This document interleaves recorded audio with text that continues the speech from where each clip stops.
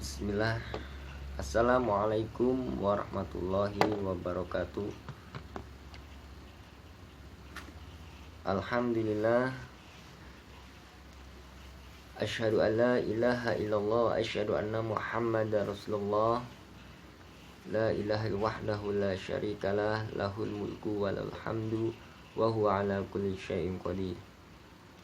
Allahumma sholli ala Muhammad wa ala ali Muhammad. Saudara dan saudariku rahimakumullah dimanapun berada, mari kita saksikan visualisasi dari mimpi Muhammad Qasim berikut ini. On December 28th, 2018, Muhammad Qasim saw in a dream that Allah is explaining something to the Muslims, but they do not pay attention. Allah becomes angry and says to me, Qasim,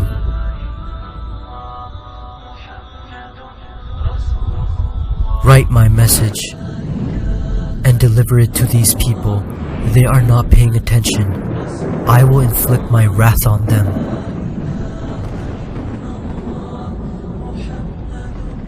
Allah is speaking in an angry tone, and I do not have any other option but to write His message. Allah starts speaking and says, La ilaha illallah Muhammadur Rasulullah, meaning there is no God but Allah, and Muhammad, peace be upon him, is his last and final messenger. After this, Allah narrates something which I do not remember. Allah is enraged and He speaks in an angry voice. But this anger is not for me, and I continue writing His message. Then some people approach me. They come to know that Allah has told me to write His message, and I am writing it continuously and conveying it to the masses. Allah's anger and irritation remains constant and continues. Thus, I become afraid to write anymore. Due to the fear of Allah, I said to myself, why is Allah asking me to write this message? What can I do now, as I don't have any other options? Then I tell those people who are with me to write the remaining message. I tell them that whatever Allah is telling me, I will narrate that message to you, and you will have to continue to write it. And one of them said, Yes, that's fine. We will write it. Allah is watching all this, and when those people are ready, then Allah starts speaking. I listen to Allah's message and narrate it to those people, and they continue writing it. This work is very good. Allah's anger and rage is not for those people. I said to myself that these people are quite courageous, as they have started to write all this.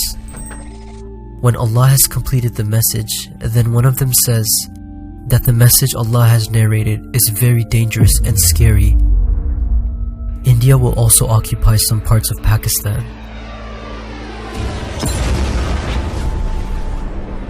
I responded by saying, yes, but when Allah will help us,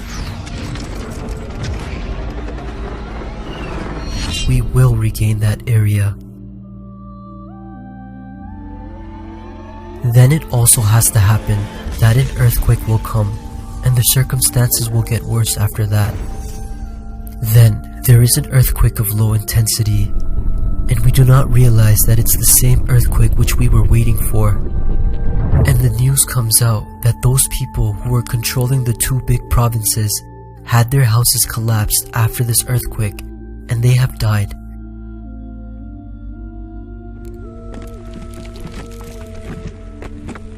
I said to myself that this was a very light earthquake, but it has collapsed their houses.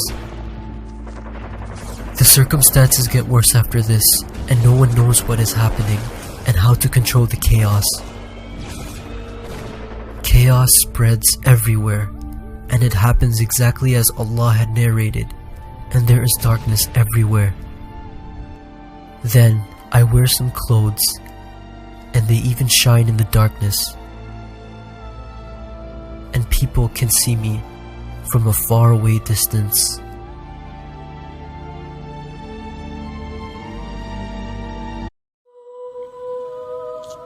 Bismillahirrahmanirrahim. Assalamu alaikum. I saw a dream about Ghazwa Hind and the rise of Islam. I've seen this war many times in my true dreams. This war is imposed upon Pakistan and we defend our country and Islam. That was a very great and worst war against Islam in the world.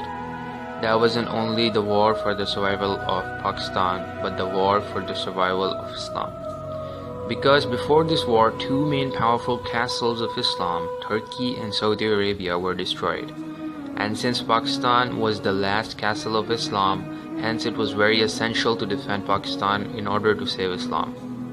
Before this war, Allah conveyed the news of my dreams to the army chief of Pakistan. And Prophet Muhammad ﷺ also gave him the witness of my dreams that Qasim is not lying to anyone regarding his dreams, and his dreams are true, and they are from Allah. The army and the people of Pakistan took bold steps to save Islam and Pakistan. And then people who really loved Pakistan started to rule it, and we cleared Pakistan from all forms of disbelief. And such a system of justice was formed that the rest of the world became surprised. And such a system of government was formed that Pakistan started to progress and also started to prepare for the war. But with that, destruction started to happen in Turkey and Middle East. New terrorist groups were formed in the Middle East. When Pakistan started to progress, then India tried to attack Pakistan. But Allah helped Pakistan with powerful black jet fighters, and India did not attack Pakistan after seeing them. And Pakistan got a chance to progress and prepare for the war. But on the other side, India and its allies and terrorist groups also started to prepare for the war in Pakistan. We also attacked on Kashmir and freed it to make our defense more stronger, and India doesn't dare to attack on Pakistan alone due to the black jet fighters. After seeing these black jets, many Muslims from around the world came to Pakistan and started to play their roles in rebuilding Islam. Allah helped us from the unseen and made us very intelligent by His mercy. We made our own technology, airplanes, ships, and we also became self-sufficient. A while ago, before this war, Prophet Muhammad ﷺ called me to Medina through a dream. When I went to Mecca and Medina, then I saw them abandoned and wild. And I saw unrest and darkness amongst the people. So I told them that be patient for a while. Allah will fix everything with His help. When I came back, then the enemies were ready to attack Pakistan, and we were also ready. According to my true dream, Prophet Muhammad ﷺ participated invisibly and secretly in that war, which was in the knowledge of the leading commanders. And then the worst war ever started, and the enemies of Pakistan were sure that they will destroy Pakistan. But the planning of Allah was something else, and Allah helped Pakistan. In this war, Muslims did not kill any women, children, old people, or unarmed men who wished to make peace. I don't know how long it was, but Pakistan won this war with the help of Allah. After this war was finished, I came to know that in this war, 80 crore people were killed. Then I became very sad, and I said that why was this war ever imposed upon us? Then I said that we only defended ourselves, and our enemies themselves wanted death. We helped all women, kids, elderly, and adopted them as family, and they converted to Islam. Since we won this war with the help of Allah and the enemies got defeated, then Muslims from the East came out with the help of Allah into the world and regained their lost territories. And there was no one to stop us, and all forms of terrorism and oppression were demolished. We spread true Islam in the entire world with the help of Allah, and the entire world got filled with peace. Islam got spread in the world once again, and everyone came to know that the real Islam of Muhammad ﷺ is full of peace. There was mercy and bounty of Allah subhanahu wa ta'ala everywhere, and there was risk everywhere, and no one remained sad or poor. And most of all, Allah was happy with us. And after a few years, Dajjal appeared. Saudara dan saudariku rahimahullah, dimanapun berada, telah kita saksikan visualisasi dari mimpi Muhammad Qasim, di mana saya menggabungkan dua mimpi, yang mimpi itu bertemakan sama, yaitu Ghazwatul Hind atau Perang Suci melawan India. Hal ini telah disampaikan oleh Rasulullah SAW dalam sabdanya, yang diriwayatkan oleh Abu Hurairah bahwa Abu Hurairah mengatakan utusan Allah berjanji bahwa kita akan memerangi India. Jika aku hidup untuk melihatnya, maka aku akan mengorbankan diriku dan kekayaanku. Dan jika aku terbunuh, maka aku termasuk ke dalam golongan yang syahid. Dan jika aku selamat, maka aku akan menjadi Abu Hurairah al-Muharrar, yang terbebas dari api neraka. Di dalam riwayat yang lain bahwa Sauban, budak yang dibebaskan oleh Rasulullah SAW, berkata bahwa Rasulullah SAW bersabda, ada dua golongan dari umatku yang Allah akan bebaskan dari api, yaitu golongan yang akan memerangi India dan golongan yang akan bersama Isa bin Maryam alaihissalam. Maka mimpi Muhammad Qasim tersebut adalah sesuatu peringatan untuk kita, pesan untuk kita. Tentunya hal ini ada maksudnya, yaitu bahwa kita sebagai hamba Allah, umat Nabi Muhammad SAW, untuk bersiap-siap atau untuk memiliki persiapan dan kesiapan tentang apa yang harus dijalani dalam kehidupan ini. Ingatlah bahwa kehidupan ini ada yang mengatur, dan tentunya kita harus melewati ujian ini. Di dalam mimpi Muhammad Qasim juga, di situ kita dapat ketahui bahwa Allah marah. Marahnya Allah adalah karena tidak tegaknya kalimat tauhid, la ilaha illallah Muhammad Rasulullah. Ini pun peringatan untuk kita agar kita menjadi hamba-hamba yang harusnya menegakkan kalimat tauhid. Dan tentunya Muhammad Qasim diberikan atau diilhamkan mimpi ini adalah sebagai orang yang ditunjuk untuk menegakkan kalimat itu. Dengan disebarkannya mimpi ini, semakin banyak hamba-hamba Allah yang menyadari kesalahannya karena tidak menegakkan kalimat Allah dengan baik. Di dalam mimpi ini pun kita dapat mengetahui urutan-urutan kapan waktu itu terjadi, kapan peperangan itu terjadi. Peperangan itu terjadi ketika Jazirah Arab sedang mengalami kehancuran atau mengalami chaos, keributan, karena tentunya perbuatan dari orang-orang yang zalim, yaitu reaksi dari bangsa atau negara Israel dan sekutu-sekutunya,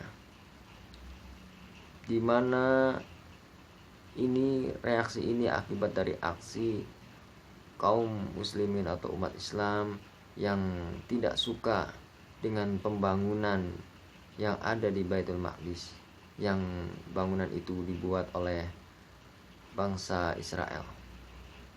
Dan Israel melakukan reaksi dari aksi yang dilakukan oleh umat muslim di Jazirah Arab. Dan tentunya di balik itu ada maksud pula dari kaum atau negara Israel memiliki tujuan yang tentunya ingin menguasai negara-negara tetangganya. dan ingin menjadikan negara yang dominan di dunia ini. Saudara dan saudariku rahimakumullah dimanapun berada, Muhammad Qasim akhirnya mimpinya dipercaya dan diyakini kebenarannya. Lalu Muhammad Qasim memberikan sumbangsinya atau kemampuannya, yang tentunya ini pula yang ingin dimaksudkan oleh Allah dengan adanya Muhammad Qasim bin Abdul Karim di Pakistan, yaitu dengan menjadikan negara itu untuk menjauhi perbuatan-perbuatan syirik dan menjadi negara yang bertauhid. Dan tentunya dengan negara itu bertauhid, menjadikan negara yang dirahmati oleh Allah, dan kejayaan, kesejahteraan akan didapatkan oleh negara tersebut.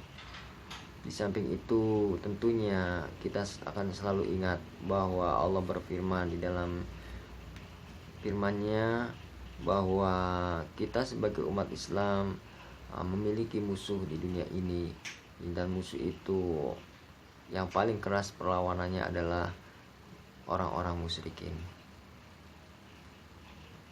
Muhammad Qasim telah membuat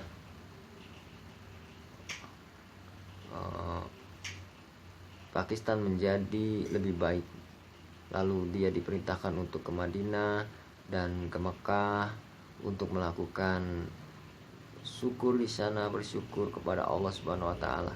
Dan di sana ia tentunya telah dinanti dengan ciri-cirinya, dengan tanda-tandanya, dengan apa yang telah Allah berikan kepadanya. Dia diminta untuk menjadi seorang petunjuk, seorang yang memimpin, karena ia diberikan kemampuan itu oleh Allah. Dan di sana orang-orang sudah menantinya, menunggunya, mencarinya, dan ingin menjadikannya sebagai pemimpin. Di dalam sebuah riwayat tadi bahwa kelak Al-Mahdi akan dibe'at di Ka'bah di Mekah. Lalu Muhammad Qasim kembali lagi ke India. Setelah itu terjadilah pertempuran dahsyat itu. Dan kita ingat juga di dalam mimpi Muhammad Qasim ini ada pertolongan Allah.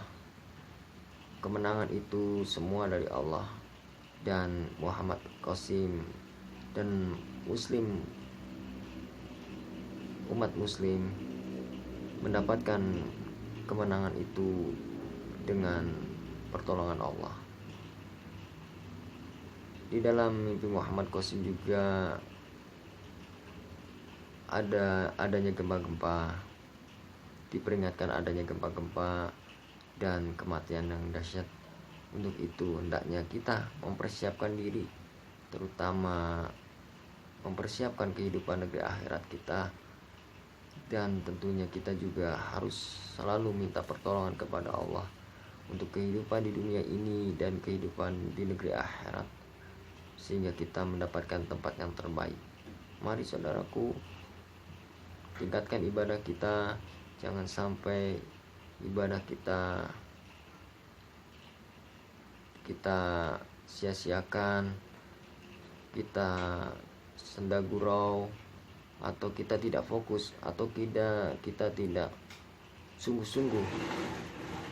Untuk itu mari kita berubah dari kebiasaan kita menjadi lebih baik lagi, agar kita mendapatkan pertolongan Allah dan tentunya kehidupan yang terbaik kelak di negeri akhirat. Wassalamualaikum warahmatullahi wabarakatuh.